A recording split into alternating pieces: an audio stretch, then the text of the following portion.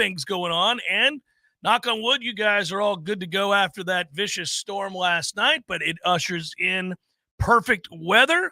Didn't even notice, Tom, when I came in today that you and I were both wearing Masters caps. Well done, sir. We didn't plan that. I wonder, where did I get this Masters cap? I do too. Guy must have been awesome who got it for you. Probably so. Did you get aroused by or roused? Wrong word. Wrong word. I like the Masters as much as the next guy, Tom. But goodness gracious, I could have just rolled with roused, but I called attention to it. I'm good. By the emergency alerts last night, did you hear them? I did not. Now, when I go to sleep, I go to sleep. Like I'm in a deep slumber. Apparently, there were two, and I just powered right through both of them. The famous one. Not aroused whatsoever. No, not at all. You would stay asleep. Hey, that's funny. The last one, the most famous one, the one where they produced the memes throughout the state of Florida that said never forget, because it was the alarm that was, what time was that? 3 a.m, 4 a.m, whatever that was? Yeah. The whole country, right? It was like, what the hell? Are the Russians coming? And, I mean. Aren't they our friends now? I can't keep track of that. I sat up and I was like, what in the hell? That one got me. But was it the same sound, like the Amber Alert sound? I believe it was. Woo! Yeah. That is a vicious sound. That is, I'm trying to get in the habit. A very modern dilemma for all of us is the dilemma of, do I bring the phone into the room and put it next to the bed? Because we don't have house phones anymore. And you think, well, if there's an emergency and somebody needs to reach me at 2 or 3 in the morning, I need to know that people are reaching out to me.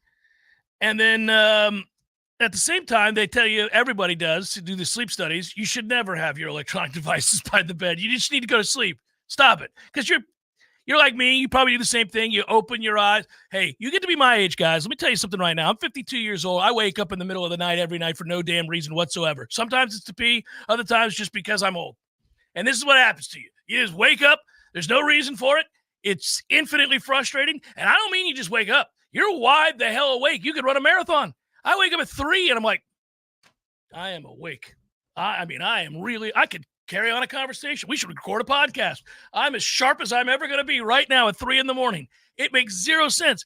But anyhow, I got sidetracked. We were talking about the alarm. We were talking about the Amber Alert. We were talking about the phone. But you didn't hear that. I didn't hear that because I didn't have my phone in the room. This is where I was going. I didn't have. Yeah, see? So it worked in my favor last night. Next time could be you desperately calling for my help, and you'll be screwed. You'll be screwed because it's out in the kitchen. I'm in desperate need of your help, but I did have time to pick up my smartphone and call you. Hey, I got to tell you, it's not as fun to come to work today with the Masters being on, and I want to watch it, and I want to see the Masters. But you got bailed out a little bit by the 2.5 hour delay. That's true. They didn't have the ceremonial tee shots until 10:10 this morning. Yellow alert on the Golden Bear. Yellow alert on the Golden Bear. I'm with you. Yeah. Now, Tom, for those of you that don't know, it's not a red alert. Arnold was red of red. Oh, we knew that. Hell, they were speaking about him in the past tense while he sat there. Yeah, they were. Which was rude. But I will tell you, and funny, but it was rude. We all remember Arnie. He's like, I'm right here. Folks. I'm okay. I'm right here. Arnie's army marches no longer. It's like, he's still in his army. He's sitting right here. He's looking at you. Yeah, so I'll tell From you. above, yes. No, I'm right here.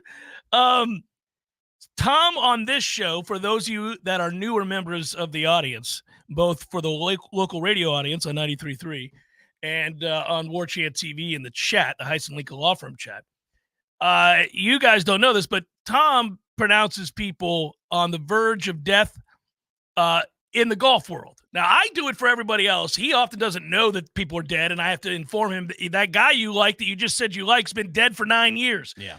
But in the golf world, Tom's our guy. Big ups, Michael Clark Duncan. He takes a gander at the golf world for any of the old Hall of Famers. And he's like, oh, time's up for Olafable, Jeff. I'm a little worried. Like whatever it might be. That would be sad. That would be ahead of his He's time. young. He's a little young. Yeah. He doesn't need to be. He won the 99 Masters. Cutting loose this mortal coil just yet. He's got. Although that is 25 years ago. 25 years ago in my. 1999. Knowles won the national championship that same year. What a great year it was. Wow. Speaking of dead, good news. OJ died. He's dead. The murderer is no more. And we move on. The great thing about OJ dying is it gives me a chance to laugh again at the great Norm Macdonald. And so today, if you will, you'll just see a bunch of Norm Macdonald news jokes from when he was the host of Saturday Night Live and carried on a great campaign against OJ. And it was the greatest thing ever. Got him fired. But he was unwavering in his efforts to talk about OJ the murderer. And so today, when he died, the first thing I thought of was, I bet you Instagram and Twitter alike are going to be on fire with great Norm Macdonald. And I was right. And I've already seen like 10 that are brilliant. There was an interview on SportsCenter a couple of hours ago with Michael Wilbon weighing in on O.J. Simpson's death. And before he got to the point, he talked about how he was so familiar with O.J. back in the day that he would see him all the time, comfortable enough with O.J. that O.J. would invite him to dinners, and they would go to dinners together. And that he was an icon in the 70s and the 80s. And I got to know him well enough that he would invite me to dinner. Did you hang out after the murders? Yes. Like were you still hanging? Hey, man. Yeah, we're still hanging out? Oh, you are correct. Cultural icon. Yeah. But why are we getting on here bragging about the fact? Well, I was in the press box once covering a game, and OJ said, hey, let's go get dinner. Like, that's a weird thing. Today?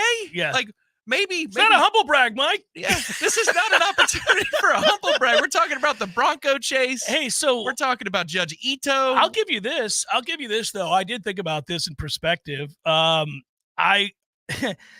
old, and I just got done saying that the habit's waking up.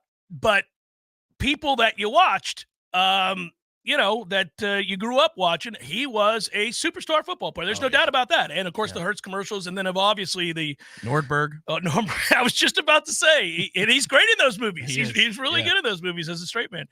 But yeah, so long story short, I thought about all those things. Of course, none of it overshadows the murders. In third grade, the verdict was announced on my elementary You were in school third grade when that happened? When the verdict was rendered, yes. I was in college. Yeah, so it was rendered and announced on the PA system in my school. That's how crazy. Big of a deal it was. Well, it changed television, cable television. Incredible documentary. That was one of the best of all. The 10-part documentary on ESPN is as good as it gets. So it's worth watching. It's because it encapsulates the cultural aspects, everything. Yeah, you could talk about the impact he had, but he had a significant impact on two lives in general, taking them. Very significant, Tom.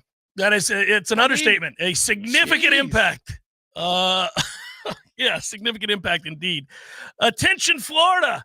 Are you a victim of an auto accident? We introduce our live chat sponsor, Heisen Legal Law Firm, dedicated to representing injured clients statewide. If you've been in an accident, call Heisen Legal Law Firm at 813-803-0733 for a free consultation. Remember, there's no cost to you unless they win. Your interests come first with Heisen Legal Law Firm, the name you can trust for justice. Call 813-803-0733 now, or you can visit HeisenLegalLawFirm.com. Heisen Legal Law Firm, your advocate in times of need. Offices, Tampa. If you read Vincent Bugliosi's book, Outrage, it's an incredible book. I read it on a flight. This is I'm what kind a name. It's Vincent, one of the greatest prosecutors. He did the Manson case. He was one of the great prosecuting attorneys in the history of the country. Just like F. Lee Bailey was a great defense attorney. So anyhow, the point would be Johnny Cochran. Yeah, that's right. Put him on the map in a way. Yeah. They had a character on Seinfeld after Johnny Cochran. Yes, they did. Yes, they did. Yes. And I read that book flying from Tallahassee to London, and I did two things on that flight. Three things. One, I read that book page cover to cover. Two, in those days, drank some beer. I did. In those days, it was free. You drank for free if you're flying across the pond. You didn't need to tell 20-something-year-old Jeff that you could drink for free. And my girlfriend at the time, who went with me to London, he would do that on his own with the quarters from a Pac-Man machine, no doubt. I'm drinking for free tonight. She said to me, when we land in London, it's going to be like 7 a.m. there. We're starting our day. You should really get some sleep. And I'm like, well, I'm wide awake. What do you want me to do? She's like, well, try to sleep. And whatever you do, don't dehydrate yourself by drinking a bunch of beer. So she drifted off to sleep, the whole plane sleeping. And I'm reading that book and every 2 minutes raising my hand because the waitress in the sky there, the stewardess, she looks over to you and wants to know the deal. And she was so pissed, I'm sure, because I could put it back then, buddy. That was, and it was Heineken specifically. They had Heineken. It was the best they had. Cool. Well, buddy, there were no craft beers back then. There was no such thing. And so I was like, another Heineken, please. And yeah, it was hilarious. Next thing I knew, I'd probably had 13 or 14 Heinekens easily while I read that book. It was a great experience. That flight specifically was a great experience. Just getting buzzed while reading that book and learning the details of all that in the case. And buzzed then, you stay. Yeah. And then landing and having her be livid when I said, listen, I got to get in the hotel room and go to sleep. She was like, she's like, this is not what we do. You blew it. And yeah, so there you go. That's what happened. And I ended up I can't tell any more of that story. Yeah, she was mad. She was mad for a day. Got over it. Hell, we were going all over the United Kingdom for 10 days. It was one day lost. Saw the Elizabeth Tower, aka Big Ben. Big Ben, yeah. Yeah, Hey, look, kids. yeah. Yeah. Over and over again. All right. It's not as fun to come in today because the Masters on, but it's also not as fun to come in today because we're not documenting a world-class ass beating as delivered by Florida State to Florida the other night, and it's still reverberating. That win still feels good. I woke up this morning thinking about that win. How about that? I got a text from a professor that we both know, and he said to me at FSU, and he said to me, hey, I just listened to you and Link, and I'm beaming. And I wrote back, me too. I'm still beaming. It was so much fun to talk about that. And then in totality, what it represented. But now you quickly realize this is a tough task. I'm a little worried about the series against Miami. Florida State's better than Miami. But will they stay as laser focused as they were the other night? And it's a quick turnaround, and 2/3 of their staff, their starting rotation is not involved. These are big games, and I'm nervous about it. Yeah, they need to bring the bats to the party. So the bats need not rest on their laurels from Tuesday. They need to fire it up again, average a good number a game outside of the Arnold game. Let's count on Jamie Arnold to do what he's supposed to do. But you're right. Upon reflection, that interview with Link is great because he is a very serious man. But you're talking about, Coach, this is an amazing win. Jeff, yes, it was. This is the best atmosphere I've seen, Jeff. It's very, very important that we realize this night, I've coached in them all. Yeah. This night was better than all those. And apparently the Chiefs, I see in the chat, might be back tomorrow night. How about that? Are we starting a new tradition? Because if they come back tomorrow night, if this is correct from the chatter, the poster in Warchant TV, super regionals, I think you kind of have to. You got to buy up a block. I don't think you're allowed. That's an NCAA thing. That's controlled. You can't do any of the home game stuff How about they post up outside the right field fence? I mean, perhaps you could do something along those lines. That's off the grounds. Yeah, you can't do any of the stuff that you would normally do when you're hosting a regional and other teams come in from out of town. Dr. Plack says, watch me. It's a violation of NCAA rule. In the parking lot. What do we care? But yeah. We're going to have a band practice in the parking lot in left field. What you going to do? Yeah.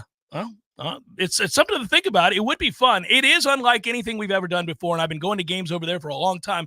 I know Eric Llewellyn was talking about how, for those that don't know, he does the play-by-play for Florida State baseball. He's been going to games at Hauser since #87. I've been going to games since '91, and I was thinking to myself, I've never seen anything like that. It was remarkable. Just the way the crowd reacted, the energy, but also, everybody filled a role there. The crowd showed up in the manner that they did. You had the Marching Chiefs, an incredible rendition of the national anthem, and then also, of course, just, during the game. But if the team doesn't show up and play the way they did, it detracts from what they were trying to elicit. Well, and the first inning went the way it did, the top of the first, and yet. Indeed. And it was thunderous. The response to those two home runs. Some would say, Florida might even say, awe-inspiring what happened there with Florida State's retort in the bottom of the first, huh? I think if I was a guy who was down the lineup, young player, I might be looking at my teammate who's also a true freshman, not on the pitching staff, of course, and just give him a look like, geez, look at this. We are getting pasted tonight. Oh, this yeah. is pretty cool, though. You know what?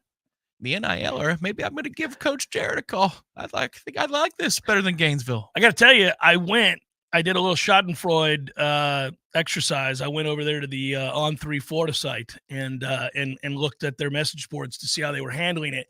And just like you and I do when we have, you oftentimes will give the score updates in the in a game thread? Yeah, in a game thread. Yeah.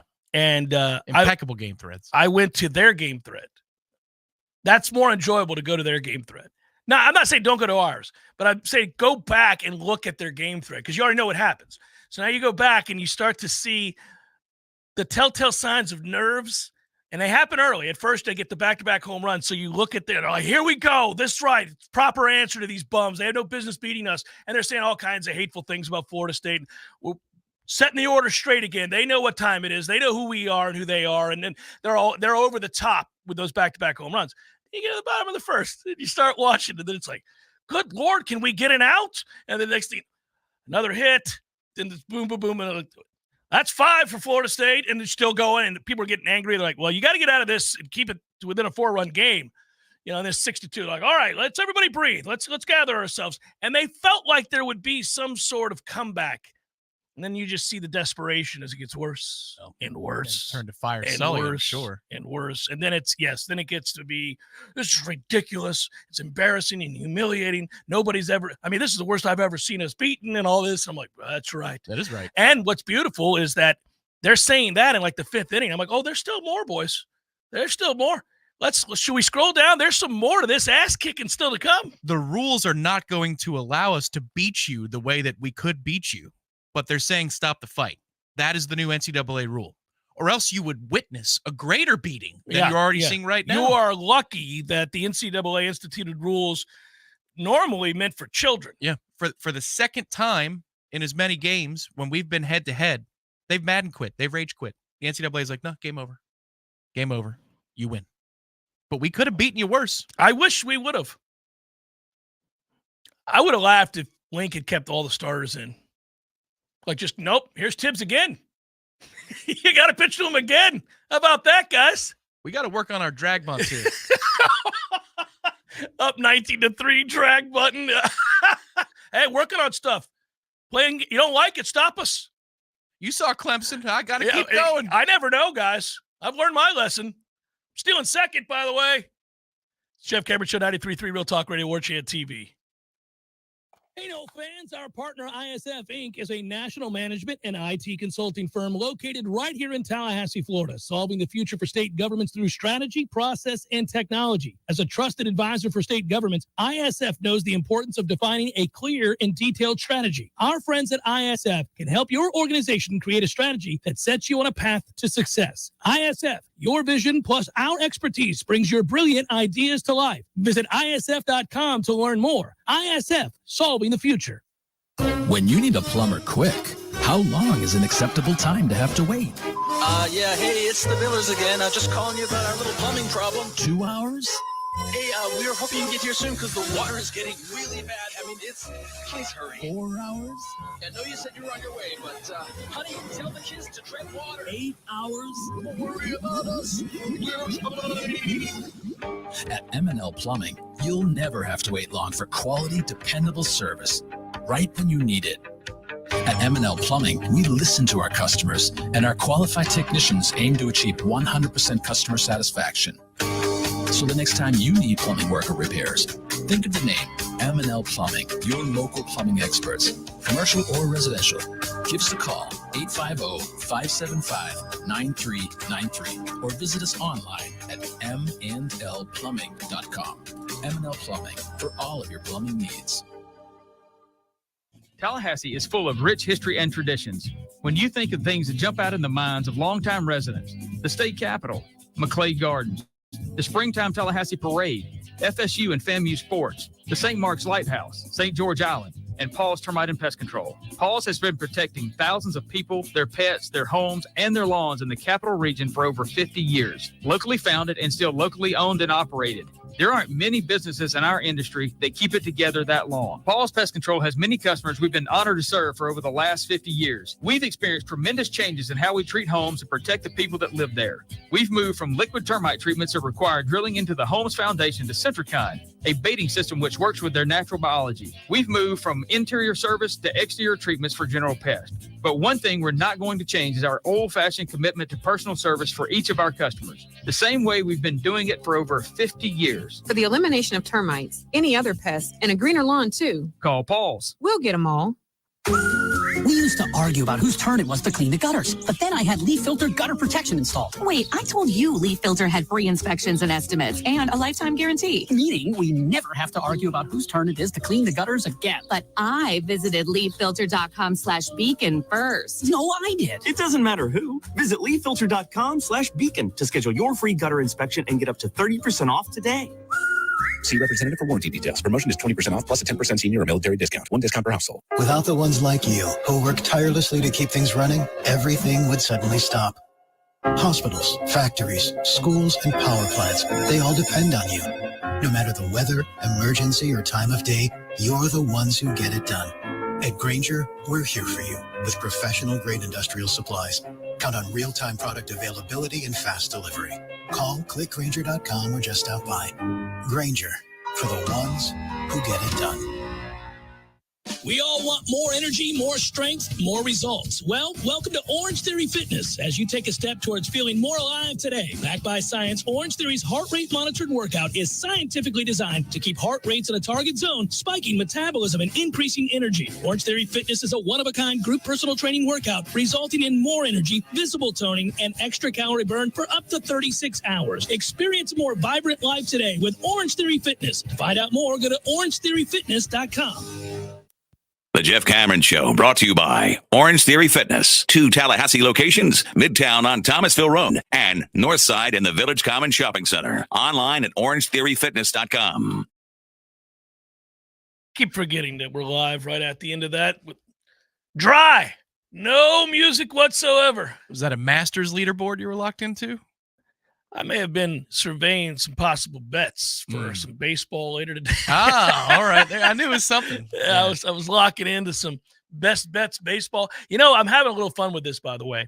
I already like baseball and I watch nightly, but I'll look at the slate of starting pitchers and I'll bet the first 5 for every single game.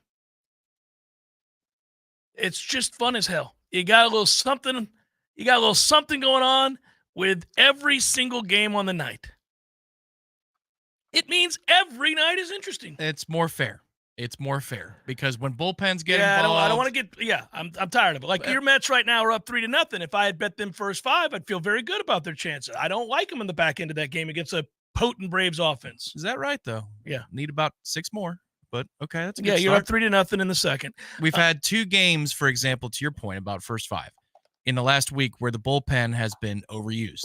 They've been overused. They're in a stretch of 15 games in 14 days because of early season rainouts. So the manager is basically trying to gracefully fall with your worst part of your bullpen. But that's why you bet first 5 and not straight winner. Unless you're really combing through the details, you don't care about them on that level. Unless you know that. You're just throwing your money away. So might as well bet on the starter because you know who the problem is. Well, you got to do it in bulk over time. So honestly, for anybody wondering, and again, you got to make your own decisions. I'm just an open book here about the stuff that I'm doing so that you know. But I'll bet first 5 on all these games, and I look at it from the starting pitching standpoint. And that's all you really can assess. Most of us know starting pitchers of other teams, right? You know who the starters are, especially like the 1 and the 2. You know who those guys are. And so, you can look at it reasonably and say, all right, well, here's why so-and-so's favored. What kind of odds am I getting? Do I, and just bet first 5 and go from there. But when you do it in a parlay like that, I mean, the other day I bet $10 to win over 1,000 when I bet every game. It's the return is great. And you lose $10 if you're off. Who cares? And you're probably not going to win. You're probably not going to win. But the day that you do, it's the betting money for the rest of the year. The question is, how many are you willing to lose in a row? Are you 1,000 plus in the red and just catching up, or are you ahead of the game? No, I'll be ahead of the game. But Now, and I remember I cashed Steven Yeager, buddy. We're good. Excuse me. Wait a minute. Allow me to break out my portfolio. Yeah. Hey, cashing Steven Yeager changed the game for the next 3 months. I'm like, hey, this is Steven Yeager money. What do I care? It's great news from Augusta. Bryson DeChambeau off to a hot start. 3 under on his front 9. The funny thing about Augusta, and it's every year, it's at most majors, but specifically Augusta, you will be sitting there watching going, oh, don't do this. What is this leaderboard? Eric Van Ruin, Lamperch. Who the hell is Ramplich? Fox, DeChambeau. Like, this is nonsense. But don't fret. Hell, we've seen people get out to like 5-stroke leads on day one where they're just firing at the pins, 9 under. You're like, good God. By Saturday, they're irrelevant. Just hang in there. Yes, it doesn't turn into, typically, a Brian Harmon experience like last year's Open Championship. That was crazy. Which was the most boring. Hey, you give him credit, though. I got to give the Masters credit for this. Don't give them credit for everything. They get some things very right. And here's one. They're challenging Brooks this year. They paired him with Harmon. Brooks doesn't like to wait. Harmon's still waggling. He's just waggling over here. I'm waggling. I'm over the ball. Everybody be quiet. Wait for me. I'm waggling. You know he knows the trick. 17 waggles. We're up to 22. He knows the trick. And Trey Jones, great golf coach at Florida State, taught him the trick. Playing with a slow player, ensure you get put on the clock as quickly as possible by going to the bathroom. Yeah. Yep. And then that way, that's the end of that. We're not doing this all day. Hole 2, you're still over here regripping. I'm going to go pee for about a half an hour. Right. And when I come back, we're on the clock. Sorry. Yeah. Harmon's walking through the locker room. Brooks, why are you crushing all those chorizo tacos? What do you mean? No, that's like your 6th. Yeah. Don't worry about it, Brian. I'll see you on the tee. Yeah, I'll see you on the tee. Delicious. So I'm looking at mocks because it's mock season and how it pertains to Florida State University. And I'm really excited about the upcoming draft. And we're only a couple weeks out now. And here we go. It's just going to be a parade of Florida State players that get drafted. Now, in the totality of the draft, I'm not talking about the first and second round, although plenty of Noles there. I mean, we're continuing to get better and better and better with this. And I don't know, buddy. I'm really fascinated with the Keon Coleman dilemma for teams right now. People can't figure out what to do with him. And you're seeing, in the case of Keon, I mean, depends on which mock you're looking at. There are 1,000 of them out there. I tend to pair them, put them all together, and then try to come up with an average to see. Well, you can always just also find, it's a quick way to look at team needs. Like, rather than me going to every team site and seeing what they're breaking down, if you watch if you group 5 or 6 mocks, and all 6 have the Vikings taking a quarterback or a receiver, you kind of get the idea. Yeah. Clearly. I mean, and then there's also just your own knowledge. I mean, you know that, hey, this team needs a quarterback. This team has to get an offensive line. The Titans are going to draft offensive line. We know that. They better. And they've got the best one in the draft in the 5th pick. They can get him. It's probably going to be the right pick. But I've started to go through this. I'm still going to be in shock if J.J. McCarthy goes in the top 4. That's absurd. There's just zero chance that I would draft that kid. I don't know if I'd draft him in the 2nd round. I'm not even kidding. Here comes Merrill Hodge on old Manziel. I'm letting you know. I don't even know that I'd take that dude in the 2nd round. I saw nothing from him that I was like, well, that guy looks like an NFL starting quarterback. Can't wait to see him. He's got all the throws. I never saw it. Guys, the only reason this guy's a football player is because he plays football. But outside of that, he's not a player in any way, form, or fashion. You can give Merrill Hodge an awful lot of credit for his draft predictions. He's been good when it comes to quarterbacks. He brings a machete. He doesn't bring a pocket knife. I know that part of, and again, I self-ridicule all the time on this stuff. We now know we have ample evidence that the GMs or you at home have about the same percentage hit on quarterbacks. I mean, it is hard. It is really hard. But we all venture an opinion because we care about the sport and we watch the games and we're glued to it. Did you see something from J.J. McCarthy that had you thinking he'd go in the top 5? No, because his name came up back-to-back years as reasons for Michigan's place in the playoff ranking. I'm like, that's not a reason. J.J. McCarthy is not a reason to be ranked in this place versus that place. You look at the defense. You look at the offensive line and the running backs were amazing. Why are we bringing up J.J. McCarthy? Why? Because Jim Harbaugh says it's the best quarterback he's ever seen? He's a pedestrian quarterback. All right, Jim, I challenge you. Now, trade Herbert away and draft him if you believe in him that way. If he's the best you've ever seen. That'd be crazy. Back your words. Here's the thing. I don't care about a coach talking up his quarterback. They're going to do it. Whatever. Most smart people can see through that.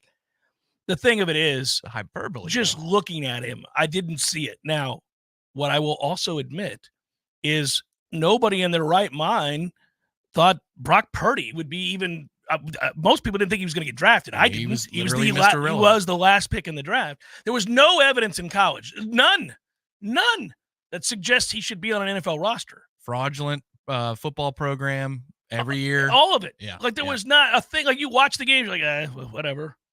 It's like watching Nebraska's quarterbacks. You're just going to like, and so that, but, and then he went on obviously to do what he's done. And Herbert, even Herbert.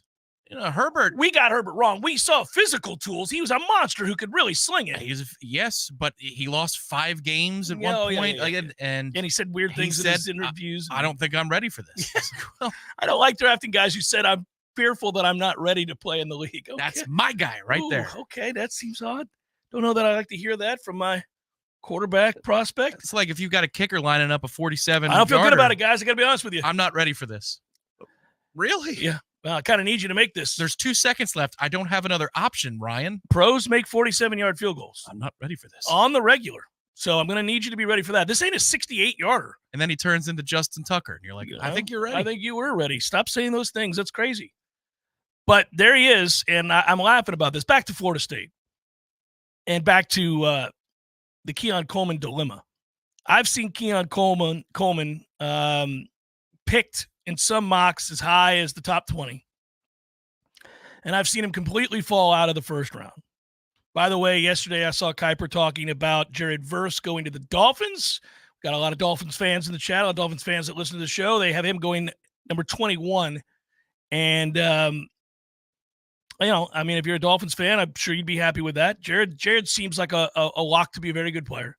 But Keon has fallen behind an awful lot of the receivers on the list that are kind of projected first round, including like Brian Thomas Jr. and guys like that. The Mitchell kid out of Texas. He's fallen quite a bit. And you see in many cases, you see him fall into the second round. I just got to believe the second half. Some people have him going to the Patriots 34th right now. I've seen that in 3 different mocks. I'd hate that for him. They don't have a quarterback. They may after this draft.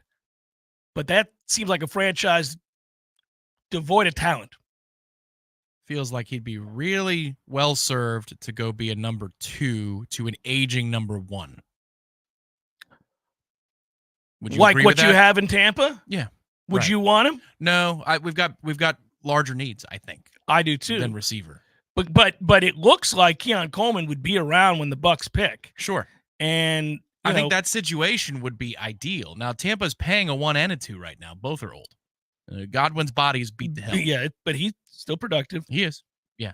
But if you put him in that situation where it's like healthy organizations in baseball, the Atlanta Braves, they might be losing right now to the Mets. And, maybe that's changed because that ballpark is a launching pad. So is that lineup. But when they call up a stud, they hit 9th or 8th. No pressure because they have a bunch of studs. I think it would be good for Keon to be in a situation like that, drafted into a place like that where he can grow into the game a little bit. Would you want to go corner? By the way, there is a corner that the Bucs are looking at or said to look at. Do you know his name? Kool-Aid McKinstry? Well, that is one from Alabama. You know who the other is? Renardo Green. No, it's just really cool that this is the guy's name. You almost have to do it. His name is TJ Tampa. Oh, really? The guy's name is TJ Tampa out of Iowa State. Also ran program that we were referencing. But they play good defense. TJ Tampa, come on, you almost have to.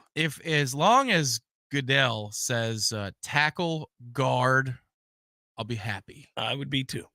Tackle guard. Yeah. Or defensive end.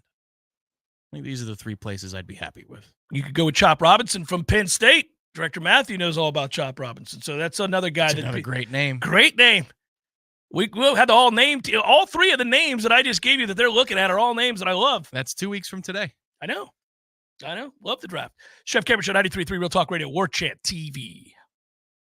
Your local news now. At Tuesday afternoon's meeting, Leon County commissioners accepted nearly $2.4 million in settlement funds from an opioid lawsuit. The money comes from drug manufacturers, distributors, and retailers who help fuel the nationwide opioid epidemic. This is the first installment of a total of $11.6 million in settlement funds allocated to Leon County over the next 18 years. FSU and the ACC faced off in a Leon County courtroom Tuesday as the two clash over media rights and exit fees. The ACC asked for FSU's case to be put on hold until the North Carolina case is completed. Judge Cooper ultimately denied the motion to stay the case. Florida State fights to get out of its agreement with the ACC. Not only would the university owe upward of $130 million, it would not retain its media rights if the ACC has its way. Another hearing is set for Monday, April 22nd at 9:30 a.m. This is Rachel and A with your Real Talk 93.3 local news update, brought to you by Macklemore Systems, Tallahassee's go-to Mac store. Check them out online at MclemoreSystems.com.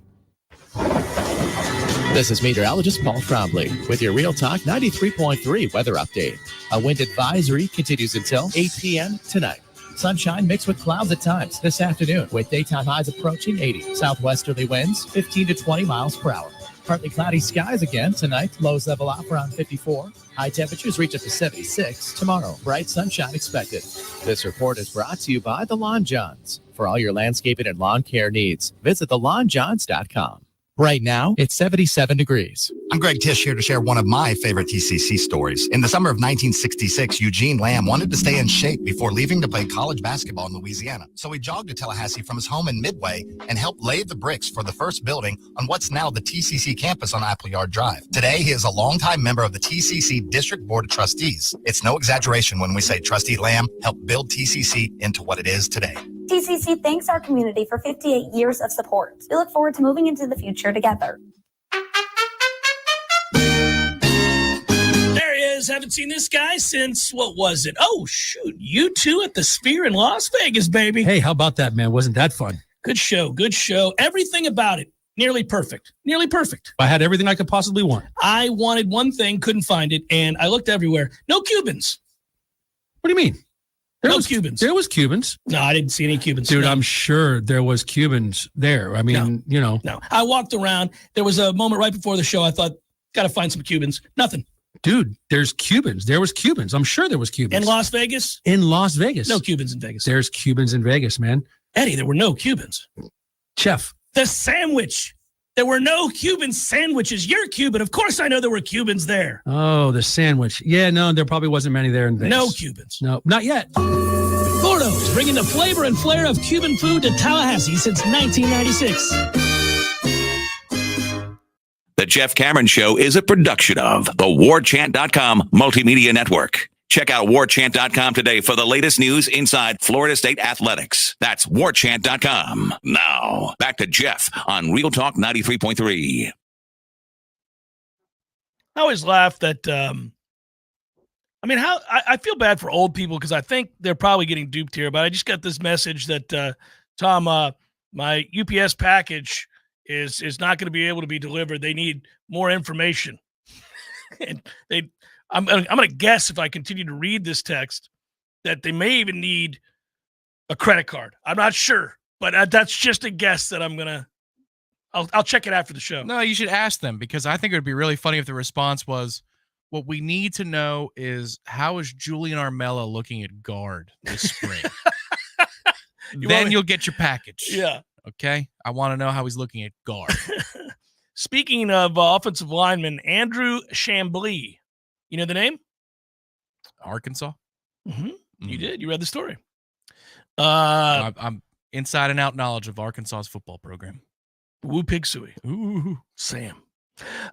Florida State is expected to be on the short list for the All-SEC freshman team tackle, Andrew Chamblee. He's a big man, 6'6", 320, and he's announced already that as soon as I can, I'm in that portal next week, and I'm going to be looking at several places, including SMU, our ACC brethren, Oklahoma State, great running back, Kansas, great coach, Kansas State, and Florida State. And obviously, if you read the article surrounding this young man, you'll hear cool phrases as it pertains to Florida State. Whether he comes here or not, I don't know. But Florida State is expected to contend for the college football playoff berth this season. Landing in Tallahassee would give the Arkansas transfer a chance to compete for a national title. That is true. Anybody landing in Tallahassee these days, joining the Noles, has an opportunity to compete for a national title. That's fun to read. Just another reminder. The one thing I would say, and with all due respect to the On3 report, and hopefully it's true, bringing in more offensive line options would be a good thing, especially somebody with a little bit of eligibility left. Mm-hmm. When you put in your announcement tweet who the player is represented by, I feel like that's the side that's telling you who's going to draw, where this interest is coming from. Mm-hmm. If Adam Schefter put out a tweet that according to Drew Rosenhaus, his client's hearing from 6 teams. Like, you think he heard that from Drew Rosenhaus? I'm going to guess that Drew Rosenhaus is trying to drum up some interest here, and make a better offer happen for his client. Well, let me say this to the topic at hand. We get asked a lot all throughout spring. You'll be at practice today, so will I. You get an opportunity to see this team and talk a little bit about what you're witnessing. I did yesterday when I talked about them needing to get a little bit more consistent catching the football. But the probably the second most popular topic is what do they need? Who are they going to lose, and what do they need? Are the two most popular topics if you're not talking about player-specific development conversations. You're talking about what are they lacking? And is there a segment group on the team that you think you're going to lose a lot of players at? I think they could use probably another offensive lineman with experience and talent. I don't know the first thing about this kid. I have not watched. Arkansas was terrible, so I'm not watching a lot of Arkansas these days. So I'm not going to get on here and tell you that I've watched a lot of them. I now will, especially if I can confirm today that we would be interested in his services. Now I want to know what he is. What kind of player is he? What's his weakness? What's his strength? And I'll do my due diligence then, and we'll have a way to be able to find that out probably today. I'm sure of it. And there could be legitimate interest when this kid's name is entered in the portal. But just think about where we are now. Hey, alert. Dude is going to enter the portal pretty soon. Now, the window opens soon, but he intends to enter the portal, and he's going to draw interest from these teams. Here's his representation. Here are the teams. Man, I don't know. That seems just a little problematic. It's almost like the legal tampering period in the NFL before free agency starts. Like, well, they've agreed to this deal. Now, they can't announce it till the league year starts in 2 weeks. But isn't tampering still a problem? I don't know. I just don't like when I see an agency's name and then schools who are going to be interested in a kid whose name is not quite yet in the portal. Hey, man. I know we want to be first here, but let's calm it down a little bit. Let me answer some questions here along these lines. By the way, Jeffrey, I know it's a scam message. That's why I was being sarcastic. Briley asks, Jeff, if you could only take 2 portal additions between offensive tackle, defensive tackle, linebacker, and tight end, which 2 do you take? Nice question. It's a great question. Oh, man, you got me. That's a great question, Briley, in the Heisen Legal Law Firm chat. Good job, buddy.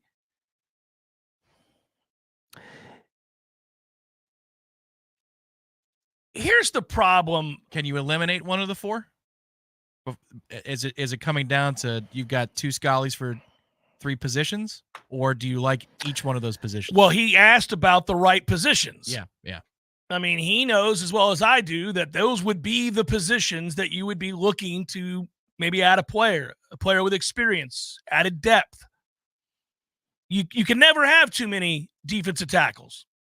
You can never have too many offensive linemen of quality. You know, those are positions that people get hurt, and it's also how you win games.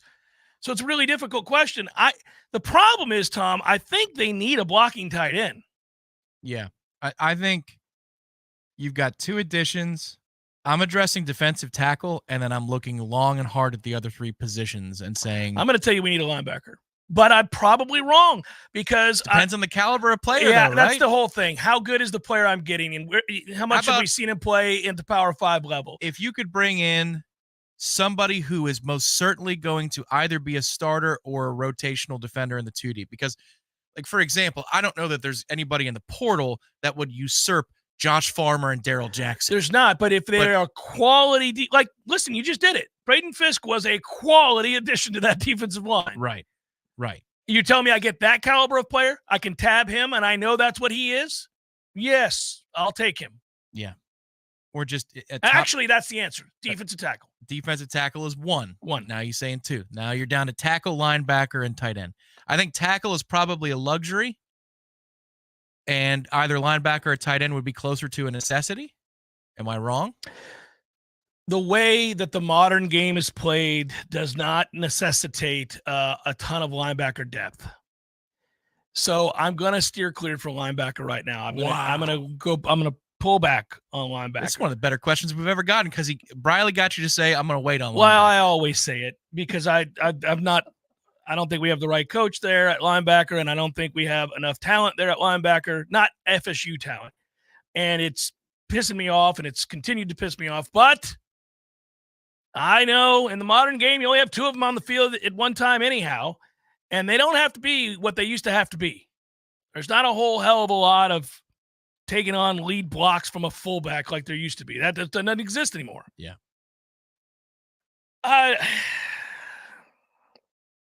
Yeah, I'm going to go offensive line and defensive line. So you take the tackle. I'm just going to take offensive tackle. I'm just going to go line of scrimmage. And if you tell me that and again, caliber of player really matters. I mean, if you're just getting a guy to get a guy, I think they probably have enough decent depth at offensive tackle that you wouldn't need to do that. But if it's a guy that's a difference maker, like he's going to usurp who you have there, yeah, I'm probably pulling the trigger on that. Yeah, probably so. It's more important. I think you can find a blocking tight end by default. If you really need somebody to be, you could just go on balance. I've been begging for this for a long time because you've seen it before out of Coach Norvell. They might have the depth now to do that. Like if you really need to have somebody to block for you in a key situation, you could just have somebody report as eligible. And there you go. There's your sixth guy. If you're telling me you could get a starting linebacker, I'm playing a game. It's projection of what Smith is going to be from Alabama versus who is this starter, the starting caliber linebacker. I think tackle actually is more of a luxury. Linebacker might be more of a necessity. So I would go defensive tackle linebacker. But let me say this. I said Smith. Murphy, excuse me. Yeah, Sean Murphy. Hawaii Noel says that Trotter kid at Clemson sure seemed to make a difference out there. Yeah, he did. He was great. He was awesome. And if you're telling me I get that caliber of player, like specifically if Trotter were there, like at this moment, yeah. I mean, when I watch Georgia, their linebackers make a lot of plays. They're everywhere. It's unbelievable. But, we went 13-0 with a really good defense, and I think we were kind of average at linebacker last year. You could skirt this rhetorically and say, hey, how about best player available times 2? Because if you're getting me a guy that's on the second line of the depth chart, I mean, okay, but what if we have a player at a position of those 4 who is most certainly going to be a starter and an upgrade over what you have? So let's say a tight end, for example. There's a tight end on the market that is a starting caliber, maybe not game changer, but he's a starter for you, 100%. No. And we're good there. We got 2 starting tight ends. I'm fine with it. Who's the other one? Thomas is going to be he's going to play. Okay, he's going to play. He's good. I do like him. But... Yeah, he's a good player. He's going to play. But if you're telling Morlock me is a really good player. You can get a backup offensive tackle or another backup linebacker, or you get a starting caliber tight end, I'm going to take a tight end. Well, is he, like Brock Bowers tight end? I mean, is he that kind of? He's going to start for you. I mean, if he's Brock Bowers, yeah, well, come on down. He would start for you. Yeah. I mean, so think about it. By nature of what you have on your roster, we have a lot of 3 and 4 linebackers in the rotation right now. That level, that caliber. You tell me we're going to bring another one of those in, or you want to go get a starter? I'll go get a starter. Yeah, I think it's better. You can certainly do this draft markup thing that we're doing here, which is where you look at your situation, you have several needs, and then you say to yourself, all right, well, we need a linebacker, we need a tight end, we need an offensive lineman, we need a defensive lineman. Who's the best player that's available when it's our turn to pick?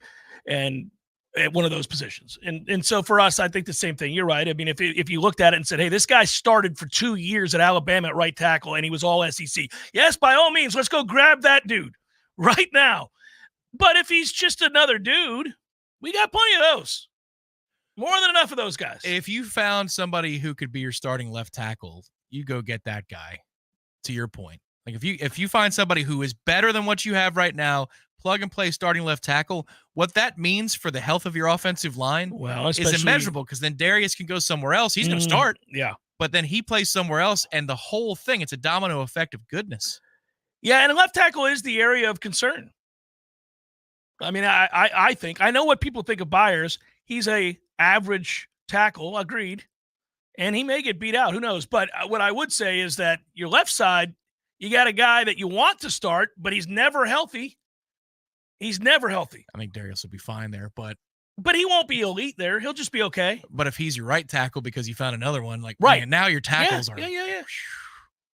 Yeah, that's true. Go see my friends at Tried and True Consulting. You see him pop up on the screen. You'll see that giant, beautiful. I'm going to use my phone. I'm going to do it right now. There it is. Look at that. Let's see if it works. I think it's going to work. Let's do this on the screen right now. Here we go. It worked. How cool is that? Scan here for information. It changes everything. Good job, Tried and True. Tried and True Consulting is a payments and business solutions company owned by fellow Knowles. As a Knowles business owner, they're committed to reducing your costs and increasing your bottom line. Give back 10% of what they make in net revenue to the battle's end. Hit the trifecta today. Scan that QR code or call alumni Don or Joe at 844-464-6653. Go Tried and True today. It's the Jeff Cameron Show, 93.3 Real Talk Radio and Warchant TV. Attention, Florida. Are you a victim of an auto accident? We introduce our live chat sponsor, Hyson Leka Law Firm, dedicated to representing injured clients statewide. If you've been in an accident, call Hyson Leka Law Firm at 813-803-0733 for a free consultation. Remember, there's no cost to you unless they win. Your interests come first with Hyson Leka Law Firm, the name you can trust for justice. Call 813-803-0733 now or visit HysonLekaLawFirm.com. Hyson Leka Law Firm, your advocate in times of need. Kitchen also has chef-prepared meals and sides ready to serve in just under 20 minutes. Perfect for those very busy springtime weeks, weekends, you name it. Hosting some people at the house. Hey, Social Kitchen also has build-your-own charcuterie boards and catering. Stop in and visit Social Kitchen today or visit us online at socialkitchentlh.com. Socialkitchentlh.com. If you've been waiting and waiting for the perfect time to buy your new house, you'll be waiting forever. This is Shannon Young with Fairway Independent Mortgage Corporation, and I have been a mortgage lender for over 20 years. And I can tell you that there is no such thing as perfect timing. So take the first step towards your new home and let me show you what that really looks like. Chances are very high that you'll be very surprised at what I can help you do. When rates go low, prices go high, and that home that you've been eyeballing could be gone. If you're wondering how the drop in interest rates is going to affect your payment, give me a call. I'll be more than happy to show you all of the options available to get you into your new home. And for every single loan that we close for a fellow Knoll, I will personally donate $250 per closing to the battle's end. Let's do this together and let's keep climbing. Call me today at 954-369-6171. That's 954-369-6171. Or you can find me online at loansforknowles.com. That's loansforknowles.com. Equal housing lender. NMLS number 373031. You probably already know that Pinch a Penny Pools and Spas is your one-stop destination for all pool maintenance needs, offering everything you need from chemicals, cleaners, vacuums, nets, and more. But that's not all. Pinch a Penny also carries a huge selection of premium hot springs, hot tubs paired with easy financing options, making these luxury hot tubs affordable for everyone. And if you have an older hot tub and you're worried about the hassle of removing it, worry no more. Pinch a Penny will not only remove and haul away your old hot tub, but also offer a trade-in value for a credit towards your new one. So why wait? Visit Pinch a Penny's 12,000 square foot showroom today on Greer Road and discover how effortless and affordable owning a fantastic hot tub can be. Find out more at TallahasseeHotSpring.com. That's TallahasseeHotSpring.com. There's fun to be had every night at the Corner Pocket. Take home prizes on Trivia Tuesdays and Beer Bingo Thursdays. And kickstart your weekend with Martini Fridays. Plus, happy hour runs every weekday and game day specials every time the Knowles take the field. Watch all the best games at the Corner Pocket's Vegas Wall, featuring 560 inches of flat screen TV heaven. Oh, really? The best food, the best drinks, and the best place to watch all the games. Tallahassee loves the Corner Pocket. Coming up next, more of the Jeff Cameron Show. Live and local on Real Talk 93.3 WVFT, Greta, Tallahassee. The latest betting odds and live movements from Vegas. This is your action update. Now here are your latest lines from our guys in the desert. Scotty Scheffler, the 4-1 favorite to win the Masters at Augusta National that tees off today. Rory McIlroy 10-1, Jon Rahm 11-1. Live golfers, top finisher, Jon Rahm plus 260, Bryson DeChambeau 5-1, Joaquin Niemann plus 550. Will a live golfer win the green jacket? No, the favorite at minus 330. Download your free 30-page Masters betting primer at vsin.com. Tampa Bay Lightning on home ice today against Ottawa as a $2.05 favorite. Senators plus 170, 6.5 over the total. Alan Winans on the mound today for the Braves, another 70 home favorite against the Mets, 9 over at Truist Park. Free betting splits available at vsin.com/splits. For more sports betting news and information, go to vsin.com. Mike Son at Real Talk 93.3. Right now at Macy's, it's time for a spring refresh. Shop our great shoe sale and save 30 to 40% off Tommy Hilfiger, Madden Girl, and more top names. And take 35 to 70% off during our diamond sale for a little sparkle that goes with everything. Plus, get our lowest prices of the season with 20 to 60% off furniture, mattresses, and more specials. Download the app for even more great deals at Macy's. Savings off sale and clearance prices. Exclusions apply. Are you someone who tries to drive while distracted by your phone? Someone who props it on the steering wheel or peeks down at it for a glance? Or just scrolls and scrolls? If so, you could be the next person to get into a fender bender, get a ticket, veer off the road, or even cause a crash that kills you or someone else. Enough already. Put the phone away or pay. Paid for by NHTSA. Widden Glass has been taking care of business since 1945.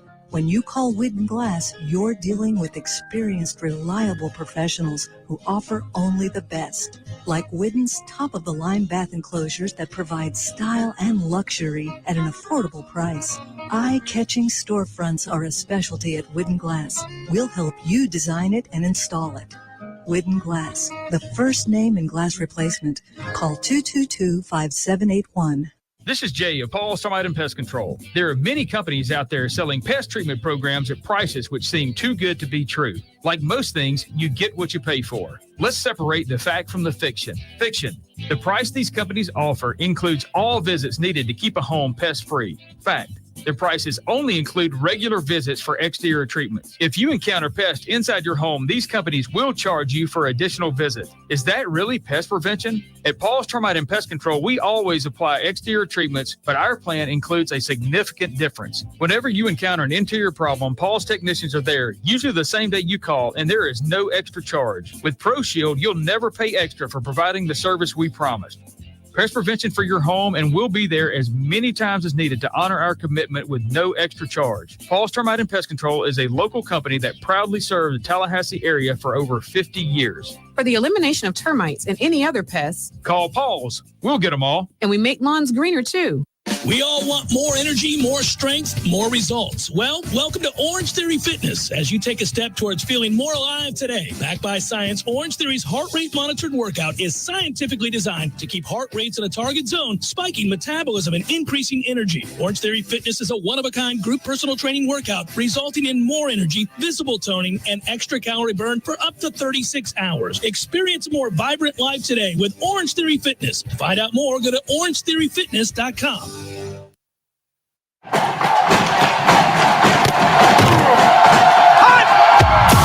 Broadcasting live from Florida's capital city, this is the Jeff Cameron Show, brought to you by Orange Theory Fitness on Real Talk 93.3. Now, stop what you're doing and listen closely. It's time for the Jeff Cameron Show in 5, 4, 3, 2, 1.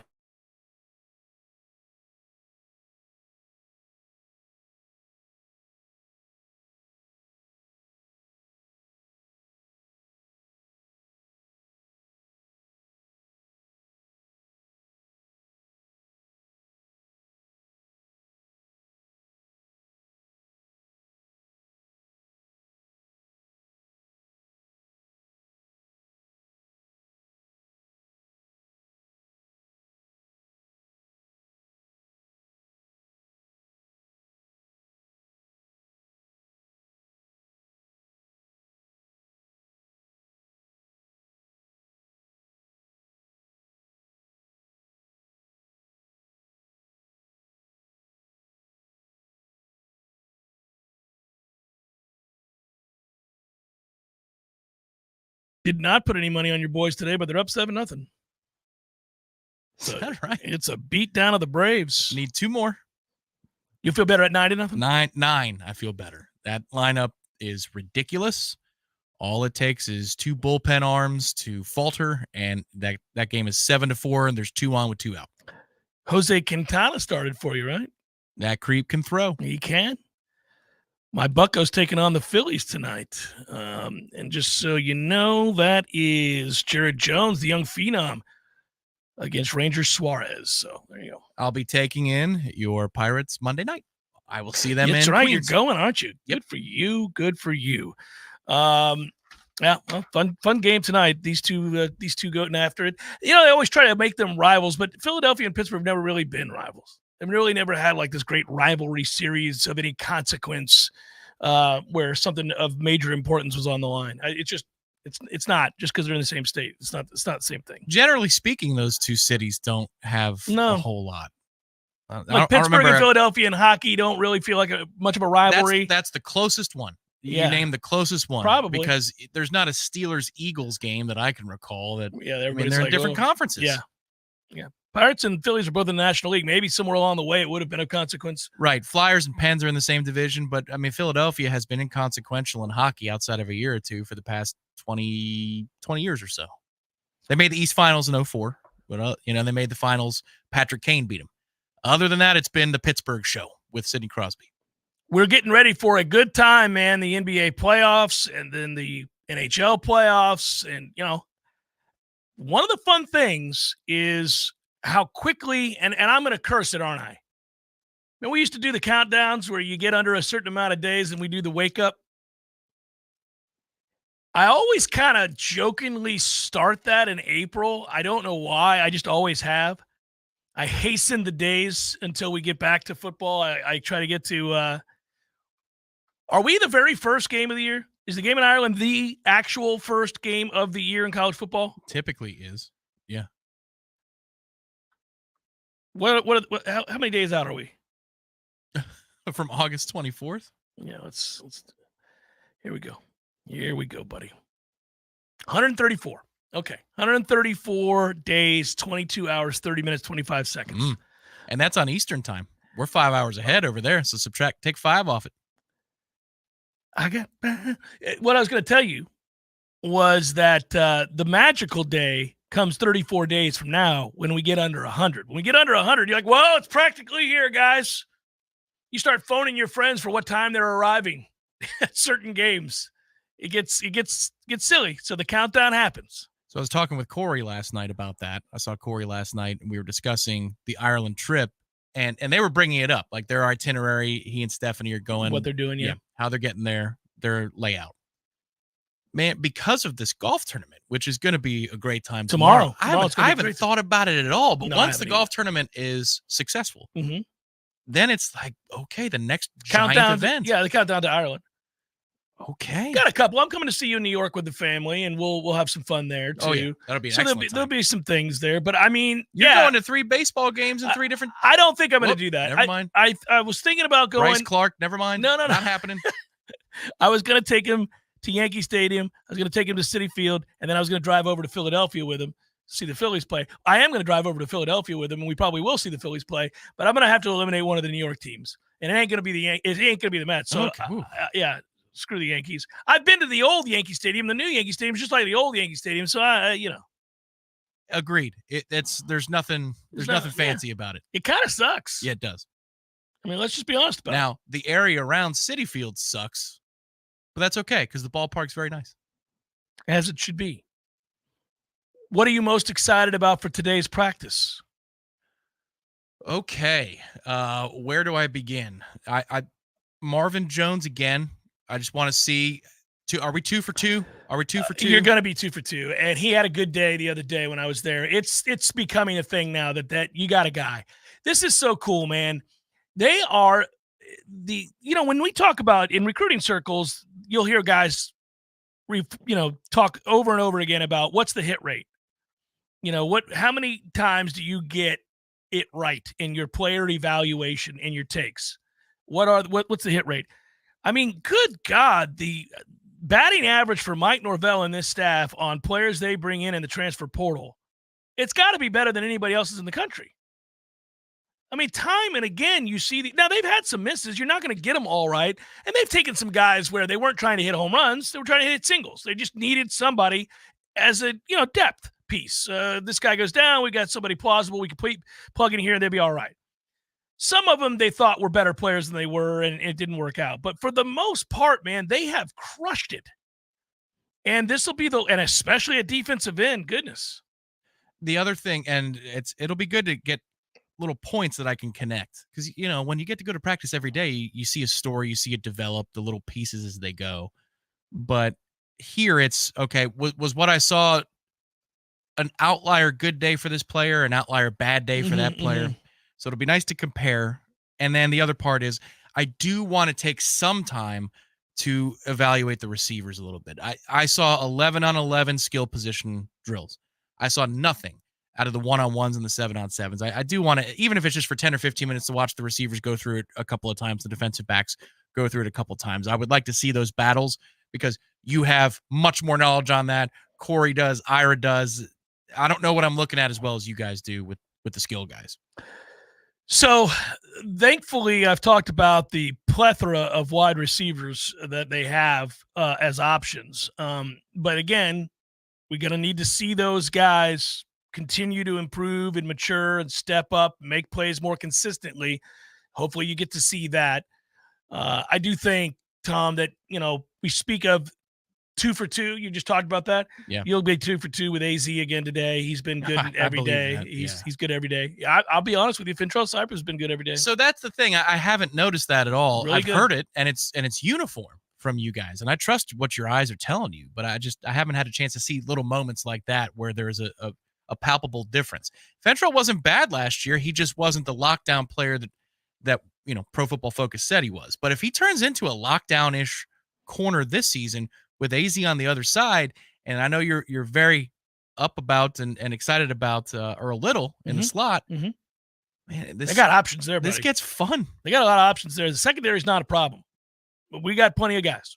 I mean, the backups to the projected starters in my head are all guys that if they had to start, you'd go, yep, I like that. That's fine. It's rare you say that. Most of the time, if you take a starter off the field, if you just go and say, these are my 22 starters, the 11 on defense and 11 on offense, here are my guys. These are the primary starters. And then I just go anywhere willy-nilly and say, I'm going to take him. Now what do you got? Most of the time, you're not going, oh, fine. I'm kind of stuck between which one of these guys starts anyhow. We'll just put him in. You don't normally do that, but you do, in my opinion, in Florida State secondary right now. You've got a lot of really, especially at safety. My goodness. I want to talk to Ira too about it because I know he had a day where he looked closer at linebackers and running backs because they do their own drills. That's the thing. There's one-on-ones and skill position stuff on one end between the receivers and defensive backs. And then there's the trenches where I usually live and I watch. Then there's linebacker and running back drills, which are fun. And they're interesting and they're physical and it's sometimes really violent and chippy. But I want to hear what he's seen from there and then start taking a better look at Roydell and taking a look at what Cam was. I saw a moment out of Cam Davis in the first practice where it's very impressive. He's fighting through contact and he wins. But I just, again, just these little points about, are they thinking, some of these younger players and transfers, are they still thinking or are they starting to play and react? There's a lot to get done in these couple hours. Yeah. Well, and one thing that we have to keep in mind while we watch all of this with any of these players is it's spring. This is a developmental time. This is a work on some things time. This is, hey, I'm not so sure I need to see everything free flowing as it's going to be against Georgia Tech and Iowa in day one. I just need to see, like you're talking about, gradual improvements, especially from the younger guys, that they're getting it and that they're becoming more refined and all those things. And you can get carried away. I catch myself doing this, and I always try to remember to monitor those feelings because, look, I'm biased. I'm trying. It's a tough task to come on here and try to be objective. I try to be. Now, admittedly, I'm not. I mean, everybody is biased in some way in assessing anything. But when a kid's not developing as fast as I'd like him to, I have to remind myself not to get angry and remember he's a freshman. We don't need that dude to start this year necessarily. It'll be all right because I'm the fan in me is like, damn it, kid. One thing I've noted, and you conducted one of the first interviews of his career here at Florida State, but Tony Tokarz has, in a short period of time, just watching from afar, seeing his interviews, the way he speaks on evaluations, maybe some of the cut-ups that they have when Florida State releases the climb clips. Man, that dude has gone from really capable, and he believed in himself. He's talked about that. So he's found his voice as a coach. Like maybe it was Jordan's development, and he saw what he can do and help foster. But Tony seems like such a vet now, and it only took a couple of years for him to get there. I talked to him again when we went over for the luncheon. I joked when I came walking over, because I was, I think, the very first person to do an interview with him at length.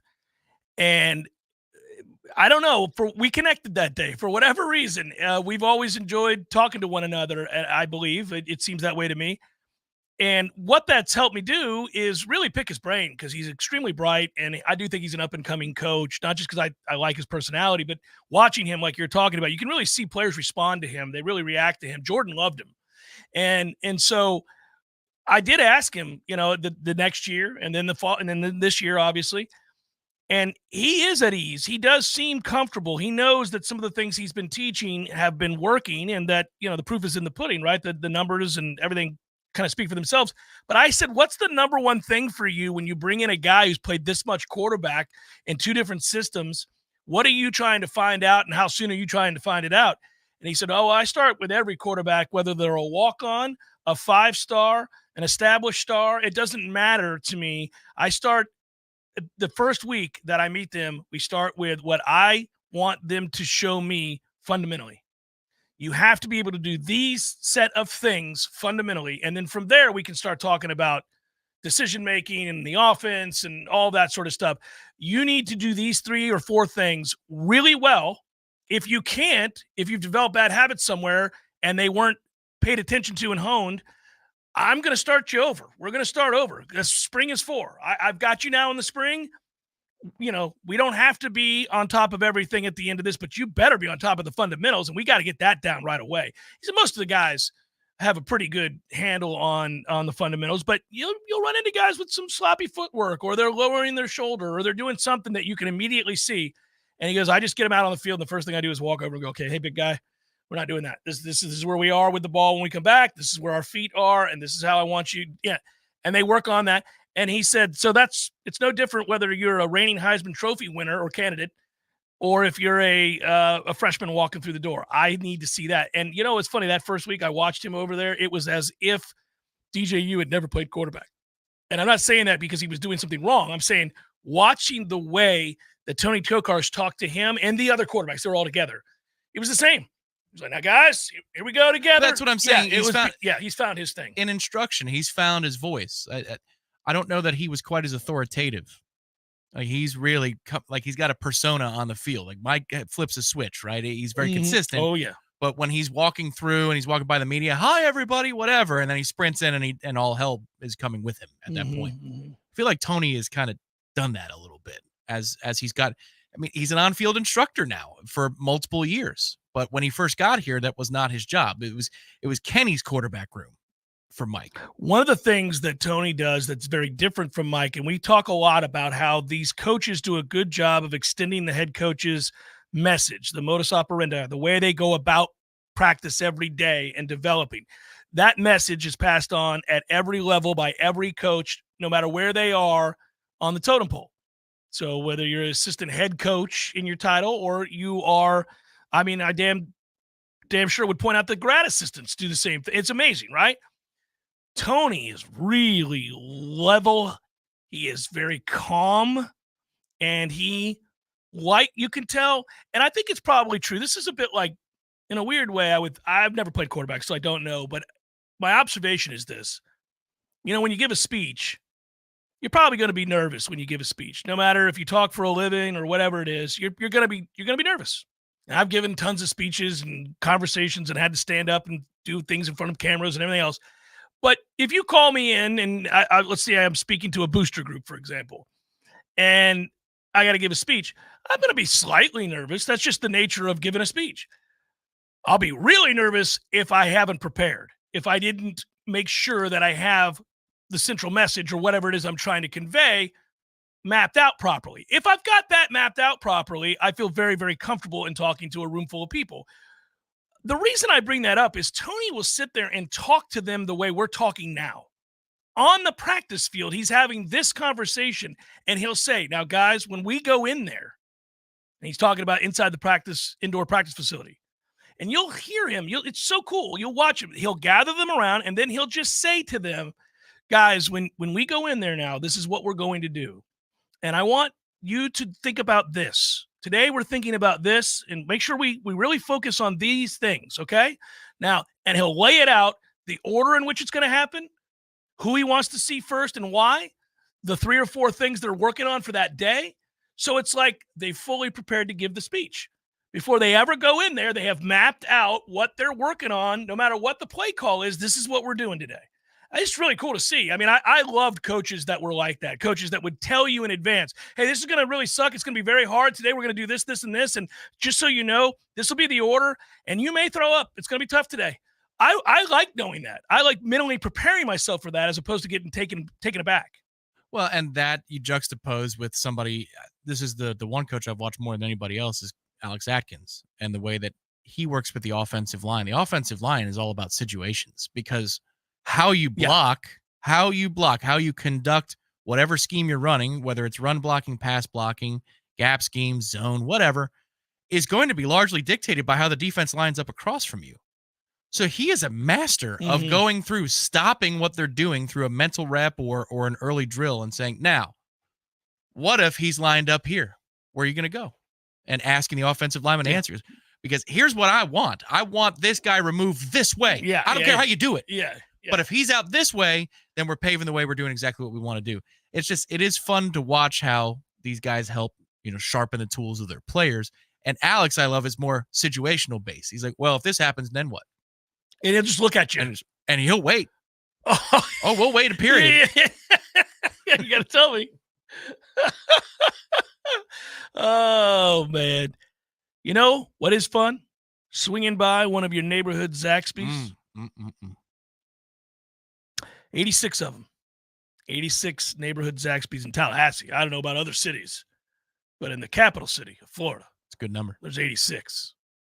And you roll on into one of those 86 and you say, hey, I want the platters today. I want multiple platters. I got a lot of people coming over. I see what you did there, too. Danny at Zaxby's, of course. One day he had 79 in honor of a team's most recent World Series. That's right. 86. Jack. Boy, that's cold. That is cold. That is actually why I chose 86 today. Was Jack. No, it honors another team's most recent World Series. 86 Zaxby's. Over 19 years, Golden Chief Booster. My man Danny and Zaxby's. Swing by today. Get you that Texas toast. Dip it in the sauce. Chef Cameron Show 93.3, Real Talk Radio, Warchant TV.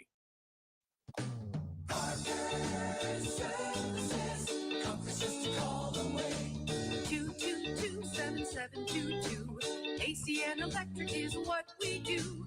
Service, repairs, and installation too. 222-7722.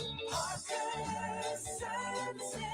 Comfort to call away. Invest in a Peak Performance membership and you'll buy peace of mind in knowing that you're extending the life of your system and probably saving money on your power bill too. The program includes comprehensive tune-ups that keep your system running at its maximum efficiency. And Peak Performance members get many benefits, including priority service. Members jump to the front of the line when their comfort system fails, and a 15% discount on all parts. The Peak Performance membership pays for itself over and over again. Call today and have peace of mind. And Parker's is now offering electrical services too. Parker Services. Comfort to call away. Florida license number CMC 050334.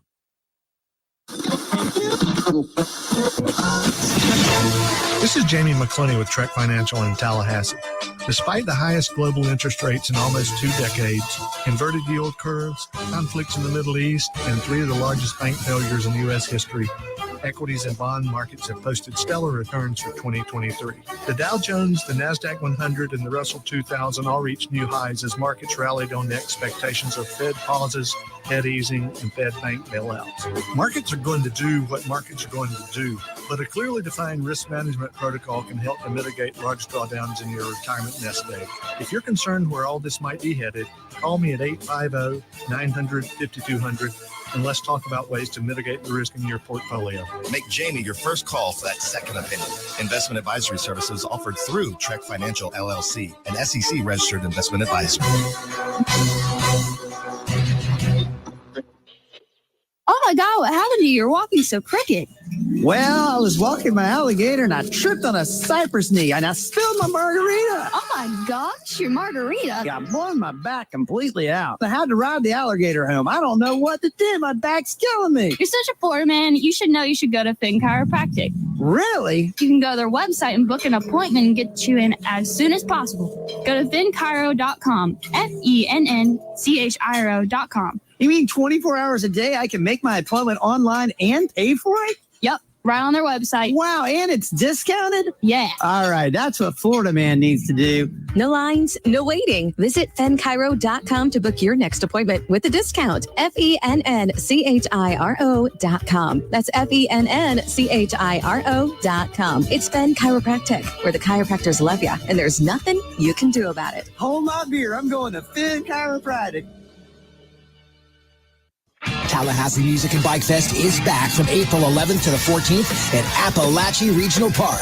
Schedule of events include daily live music, e-bike tracks for kids, Harley-Davidson demos, sound competitions, full throttle bike show, and countless vendors and activities. The event is free and open to the public, with proceeds from raffles and beer sales donated to Honor Flight Tallahassee. Check out the full music and event schedule at tallybikefest.com. That's tallybikefest.com. We all want more energy, more strength, more results. Well, welcome to Orange Theory Fitness as you take a step towards feeling more alive today. Backed by science, Orange Theory's heart rate monitored workout is scientifically designed to keep heart rates in a target zone, spiking metabolism and increasing energy. Orange Theory Fitness is a one-of-a-kind group personal training workout resulting in more energy, visible toning, and extra calorie burn for up to 36 hours. Experience a more vibrant life today with Orange Theory Fitness. To find out more, go to orangetheoryfitness.com. The Jeff Cameron Show, brought to you by Orange Theory Fitness. 2 Tallahassee locations, Midtown on Thomasville Road and Northside in the Village Common Shopping Center. Online at orangetheoryfitness.com. Tomorrow, it's a great time. I want everybody to know this, just so you'll understand. We will not be here tomorrow on the show because it is time for our charity event, and we do it every year. And it's one of a couple that we get to do. And I mean that as, one of the great perks of this job is having a microphone to be able to kind of draw attention to certain things and help causes. And you guys responding to that all the time. I mean, this thing sold out in seconds again. Thank you in advance. And I mean that sincerely. The Jeff Cameron Show, Warchant Invitational Charity Golf Tournament is tomorrow morning, bright and early, Capital City Country Club. It benefits the second harvest of the Big Bend, and we thank them. We thank Capital City Country Club and all of our folks that are contributing to the day's event, sponsors and all of that, and all of you who signed up to do it, to play in it and have a good time. We should have perfect weather for tomorrow, Tom. Perfect. So again, for you listening that are playing in this, I've reached out to just about every captain of every team, but it's 8 a.m. start, 7 a.m. Registration. 7 a.m. registration. Yeah, it's not for the faint of heart. You got to get the hell up. And I have the list of everything that's going on. If you want me to read it later, I can, but suffice to say, there's a lot, and it's going to be a lot of fun. What hole are we doing longest drive? Longest drive sponsored by our friend Russ Forhis, State Farm agent. Russ, thank you. Is hole number 7. Closest to the pin is where? Closest to the pin is number 3. All right, number 3. That's Terry's Pools. They got the Terry's Twister cocktail. Thank you, Terry's, as always. We got 2 hole-in-one contests. Damn. One for a brand new Proctor vehicle. I believe it's a Honda. Our friends at Proctor stepping in big time. Love my folks at Proctor. Both Subaru and Honda. Hole number 11 minimum 165 yards. You're playing about 170. So whatever your 170 club is, use that tomorrow, warm up. Pitching wedge. And then on hole 16, a hole-in-one prize of pitching wedge, he says. That was nicely done. You didn't well even done. acknowledge. I didn't hear it it. because I'm going through the list. I'm thinking next thing in the order. Hole 16, another hole-in-one prize. Not quite a car, but a fun prize nonetheless. We had a hole-in-one last year on number 6. I believe that was Mr. Chris Gaskins. Remember, he came up and he celebrated with us. He's like, "That's right. Sorry, I'm coming to say hi." Yeah, he came running over. That is right. He did. Because we were on 15. Yeah, we were. I've still never had a hole-in-one. I've hit the pin. I've had it roll and lip. I've done a couple of moments where I thought for sure this was going to be the day, but alas, maybe it's tomorrow at my own tournament. How about that? So free beer for all. Our friends Tri-Eagle Sales, big time. Thank you, Tri-Eagle, yes. Big time. Oyster City coming through big time. Yeah. 6 spirit tasting stations around the course. 6 of them. One of which is Gordo's Smash. Delicious. And that's on 17. I think Gordo's. That is correct. Thank you, Gordo's, as always. Thank you, Eddie, and the gals and everybody. It's going to be great. All right. I'll have to read this after the next break. I do want to point something out for the Battles In, tickets that you can buy and help benefit Florida State student athletes, and you can get involved and be an event sponsor. All this good stuff is going to be at the Moon. It's going to be fun. It's going to be on the 19th of April. I'll talk about it in detail later. Quick update: your Mets 7-2 over Atlanta now in the 5th. Runners at 1st and 3rd though for the Bravos. This is how it happens. This is it. This is the beginning of this. It's an exhausting lineup. It's ridiculously talented. Oh yeah, it's them and the Dodgers are the 2 best lineups, along with the Texas Rangers in terms of offensive lineups and all of baseball. It's absurd. There are a lot of guys that can really hit, and you go, okay, really another one, another guy. Get another guy. Update at the Masters. If you don't want to know, turn me down, flip the channel, do whatever you're going to do. But I do have an update. Fox in the lead at -5. DeChambeau at -3, right behind him. Byung-Young An is playing well. When I pick him, he does not. Matthew hates him eternally because I chose him one day for one of Matthew's team, and then he promptly shot like an 80.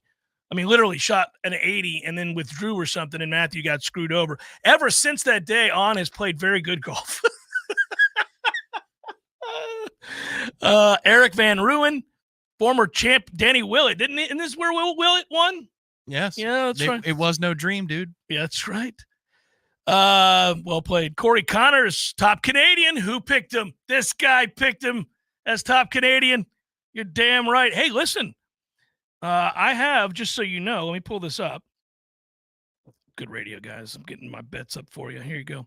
I have as the top South Korean, Siwoo Kim. Corey Connors, top Canadian. That's looking good. I have Thorborn Olsen as well. And Olsen earlier today was really playing well. He's at even par. Damn it, Thorborn, get it together. Even par sitting at 21st, but he's still in the money there. We'll be all right. And a little Shane Lowry action. This is going to be a weird day. Tiger Woods and many of the guys that a lot of people want to see, for example, are not teeing off till much later. We get Tiger going, Brooks Koepka going at 4:06 p.m. Ludwig, I should say, Sahith, Jordan Spieth, Colin Morikawa, Tommy Fleetwood, Tiger Woods, all 4 or later. Max Homa, a lot of guys that we figured either to be name watching or might be in contention. Don't go up until 4 o'clock. We're starting. Tomorrow's going to be loaded up. A lot of golf to watch tomorrow. They're going to want to do everything they possibly can to make sure that round 2 concludes tomorrow, so that they can assess the cuts and have a clean Saturday and Sunday presentation on the CBS network side. So tomorrow is going to be loaded up with golf. Not good news for Tiger, who doesn't like to play more than 18 holes in a day if he can help it. He might be able to get in around today. I mean, 354, I think, is what he is. He'd have to be able to walk the course in 3.5. Like dusk is 8. I mean, and that's bad dusk. You can't see what's going on. Hate that for him. Yeah. You think? I mean, he made me laugh this week. He asked, what are your expectations for the week? And he said, well, if everything goes just right, I could get another one, which was funny. Everything would have to work out just right. What he really needs is warm temperatures. As soon as it's cool and windy and rainy, you're like, oh, here comes another withdrawal.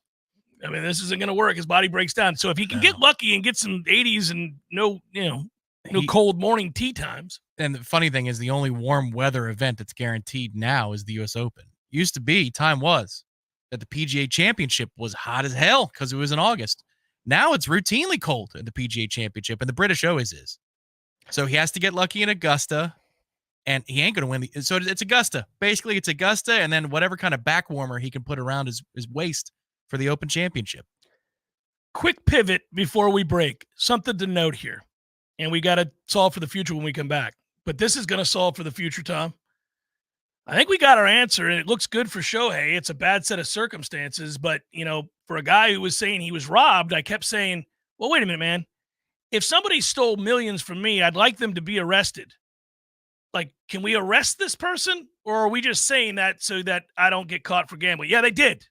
He's been charged, and it's not just a couple million. 16 million. My man was robbing him blind.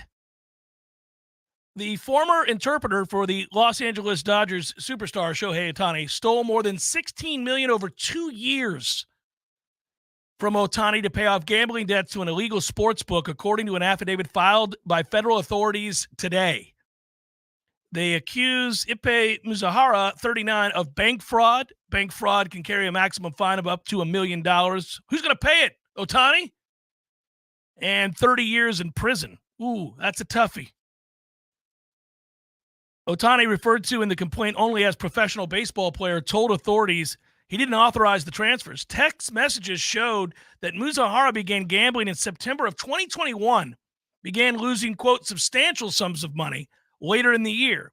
Bank records show that the phone number and email address on the account were changed to those associated with Muzahara.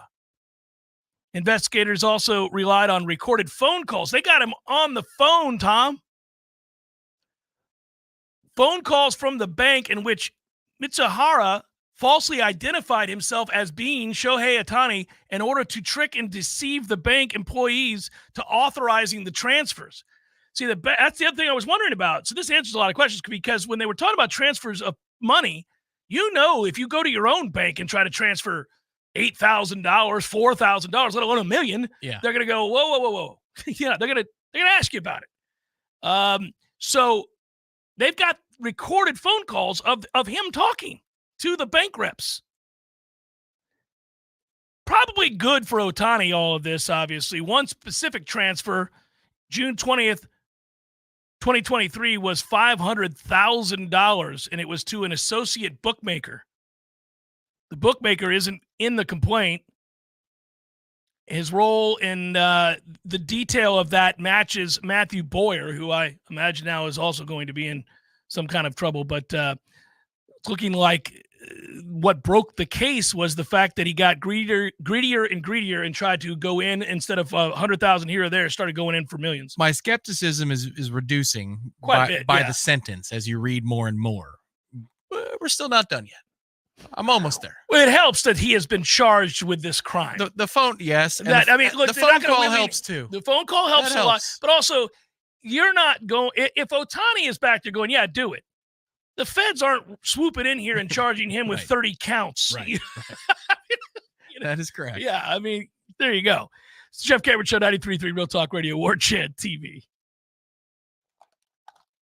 Your local news now. A Tallahassee man, Alexander Christian, 37 years old, is behind bars after being accused of trying to kill his roommate. Officers responded to the 3000 block of Park Ridge Drive regarding a person who had just been stabbed. Once officers arrived, they located the roommate inside of the home on his stomach, unable to move, with significant blood on the back of his neck and bed, consistent with being stabbed and beaten. Christian told officers the roommate was calling him derogatory terms that night, and he had had enough, stating he snapped. Christian admitted to hitting his roommate on the head 10 times with a skillet, causing him to believe the roommate had lost consciousness. Christian told officers that's when he left the bedroom and grabbed a butter knife from the kitchen. He returned and proceeded to stab the roommate 4 times in the head. He was aiming for the roommate's eye with the intent to kill him. The roommate was left with non-life-threatening injuries. Christian was taken to Leon County Jail without further incident. This is Rachel Lene with your Real Talk 93.3 local news update, brought to you by Macklemore Systems, Tallahassee's go-to Mac store. Check them out online at MacklemoreSystems.com.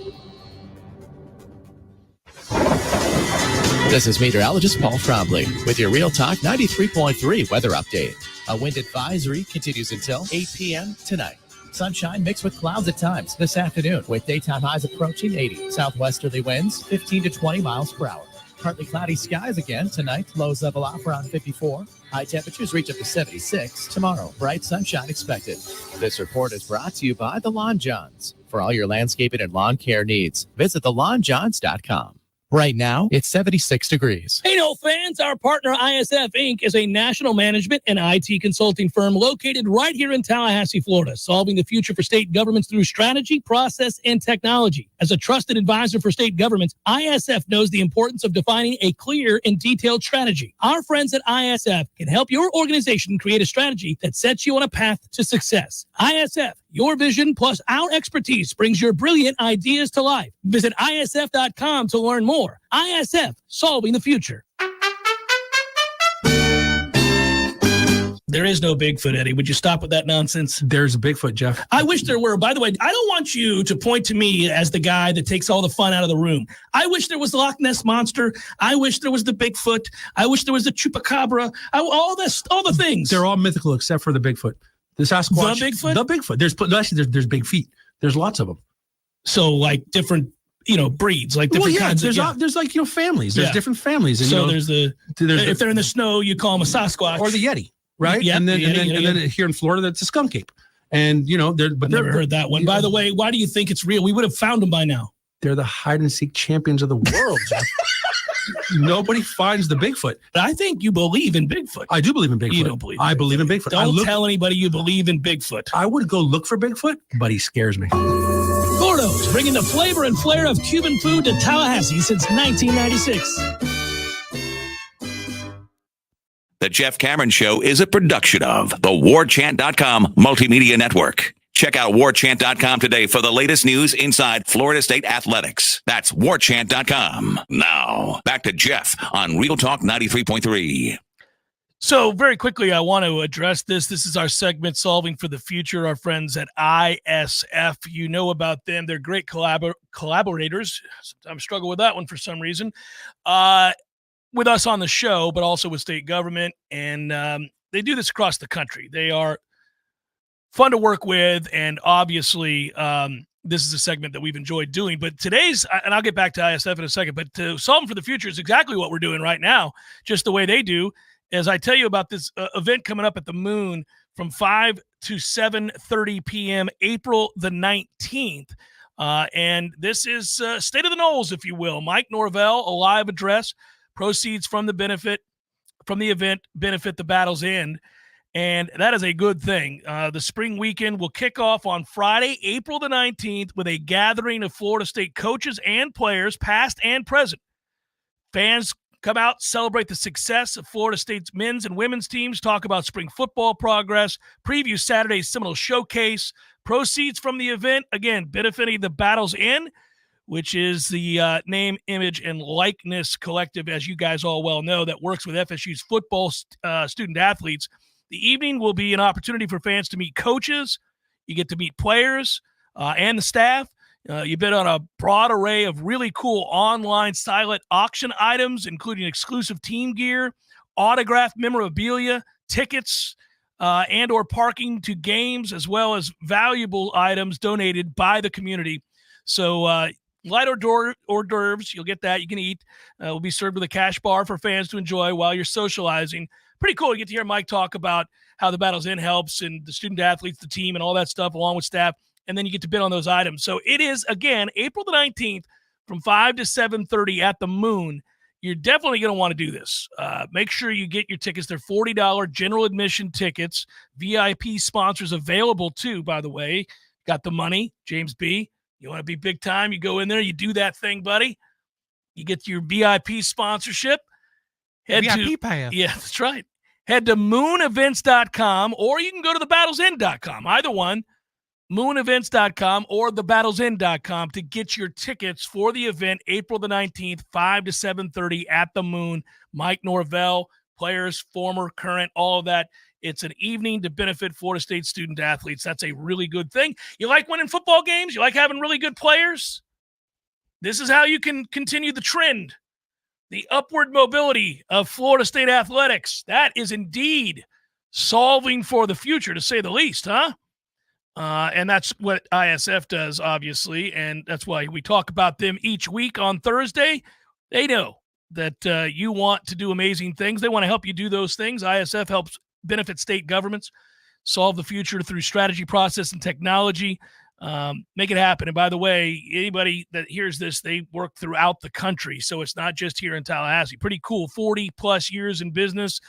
Full spectrum of operations, business processes, workflows, strategies, all of it. They're there to help you out. That's ISF. All right. You got to bid on an item.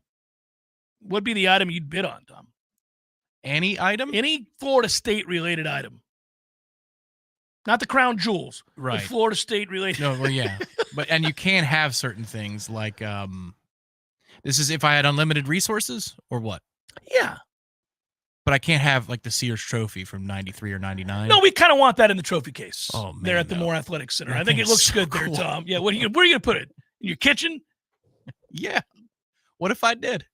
Right in the middle of the kitchen table every morning having breakfast going, golly, look at that. That's a great question. Maybe one of Buster Posey's bats. That's a pretty good one. He was the figure, the sporting figure of my time at Florida State was Buster Posey. He was an amazing, amazing, amazing player. And then to see him go on and have the Major League Baseball career that he did, and many think will be a Hall of Fame career when it's all said and done, is also awesome. Okay, here's something. It's a memorable time, and it begins one of the great stories that doesn't end in a national championship for Florida State. But what if you could purchase a piece of the net that Leonard Hamilton cut down here in 2020 when we ended the season? It'd be cool, but it's stifled. It didn't get to mean as much as it should have meant, which is that team, I think, had a very good chance to go to the Final Four. Of course they did, and that's the conversation you have after that. But we were in the building for it, and I'm glad they did it. Yeah, I'm glad they did it too. Because they deserved that. That team deserved it. The people stayed in the stands. That was a really, really cool moment. I like your idea of the Buster Posey stuff, man. He was sensational and a super nice guy. And when we went out to San Francisco and my dad and I got to go down on the field for batting practice, he was really cool. Came over, had the ring, the whole thing, man. It's my dad. I think Buster Posey might be my dad's favorite Nole of all time. Think about why. San Francisco Giant. Yeah. Brought him a lot of happiness. 3 World Series titles. Was also a Golden Spikes Award winner for FSU's baseball team. You know what's interesting, and this is where you use the pulpit a little bit. I have been looking to find a Buster Posey jersey from college, like a replica jersey. Yeah. You can't find them unless they're screen printed on.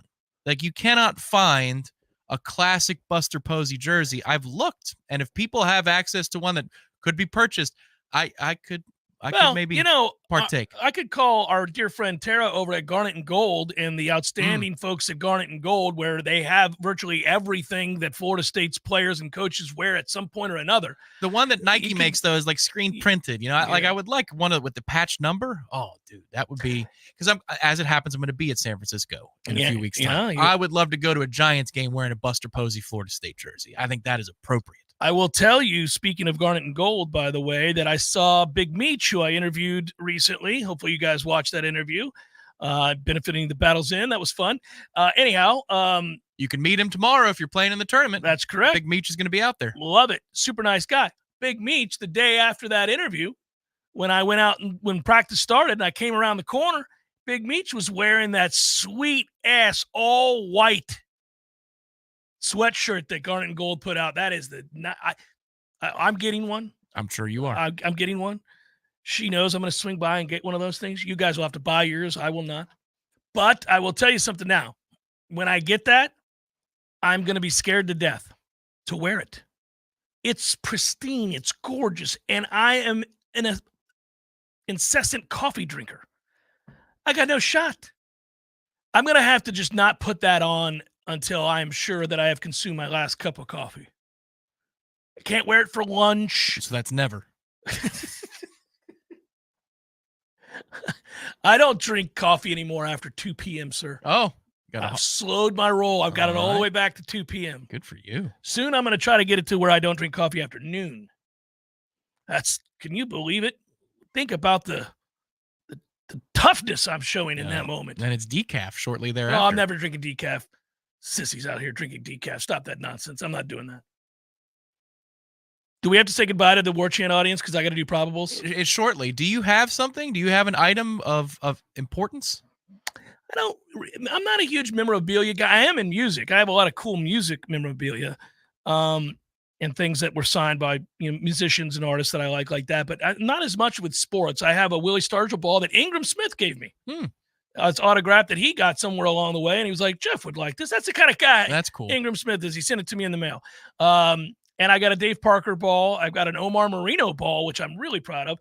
But I don't have much memorabilia. I've got some cool things from my career that were like our badges and stuff for the national championship. When you and I got to use our media leverage to go cover the Stanley Cup finals. That was, we lost that series to Chicago, but it was a fun thing to be able to do. Yeah, 2-1. That was Cooper tried to win the game 1-0. No, it's also when stupid ass decided to come out of the net. That was Bishop cost us. That was game 5. Yeah. Mm. James B went and signed up for the VIP. I knew it was going to happen. He's teeing off tomorrow, too. Yeah, it's going to be great to see him. That'll be fun. All right, so goodbye, Warchant audience on YouTube TV. If you would like to listen to Probables, you need to use the link that's in the chat. If you can't do that, go to realtalk93.com/listen live and click on that, and you can do it. For you radio people, get it over with. We're already here. We're listening. You ready for Probables?